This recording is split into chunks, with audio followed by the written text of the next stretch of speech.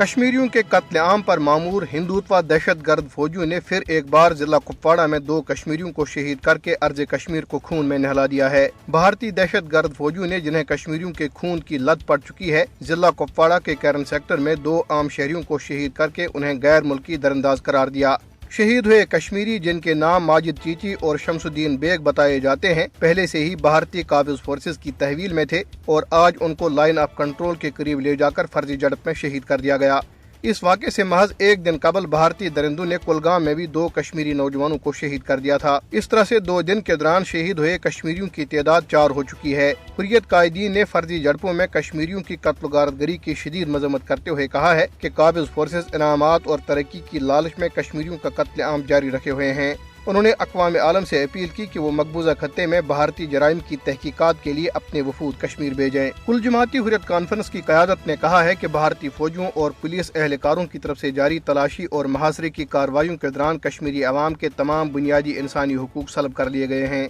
کل جماعتی حریت کانفرنس کے رہنماؤں اور تنظیموں نے اپنے بیانات میں کہا کہ خاص طور پر 5 اگست 2019 کے بعد سے کشمیریوں کا قتل، جعلی مقابلے، گرفتاریاں اور گھروں پر چھاپے روز کا معمول بن چکے ہیں۔ محبوس حریت رہنما نیم احمد خان نے نئی دہلی کی تہاڑ جیل سے جاری ایک پیغام میں کہا ہے کہ RSS کے حمایت یافتہ بھارتی حکمران اور خفیہ ایجنسیاں مقبوضہ علاقے میں آبادی کے تناسب کو تبدیل کرنے کے ایک مذموم منصوبے کے تحت مسلسل کشمیریوں کا قتل عام کر رہی ہیں۔ دیگر حریت رہنماؤں اور تنظیموں بشمول Abdul Ahad Parra, doctor Musab, advocate Devinder Singh Behl, Jammu Kashmir peoples league, Jammu Kashmir democratic freedom party اور Jammu Kashmir democratic political movement نے اپنے الگ الگ بیانات میں اقوام متحدہ اور دیگر عالمی طاقتوں پر زور دیا کہ وہ تنازع کشمیر کو اس کے تاریخی پس منظر کے مطابق حل کرنے کے ذریعے کشمیری عوام کی مشکلات کم کرنے میں اپنا کردار ادا کریں۔ کل جماعتی حریت کانفرنس آزاد کشمیر شاخ کے سینئر رہنما محمد فاروق رحمانی نے اسلام آباد سے جاری ایک بیان میں G20 ممالک پر زور دیا ہے کہ وہ اقوام متحدہ کے تسلیم شدہ متنازع علاقے میں منعقد ہونے والی گروپ کی کانفرنس میں شرکت سے گریز کریں۔ انہوں نے کہا کہ جموں کشمیر، جہاں ہزاروں کشمیری غیر قانونی طور پر نظر بند ہیں اور بھارتی فوج روزانہ کی بنیاد پر جعلی مقابلوں میں بے گناہ نوجوانوں کو قتل کر رہی ہے، کسی بھی بین الاقوامی کانفرنس کے انعقاد کے لیے موزوں مقام نہیں ہے۔ انسانی حقوق کی عالمی تنظیم ایمنسٹی انٹرنیشنل نے ایک بیان میں گجرات پولیس کی طرف سے انسانی حقوق کی کارکن اور گجرات فسادات کے متاثرین کی ایک مضبوط آواز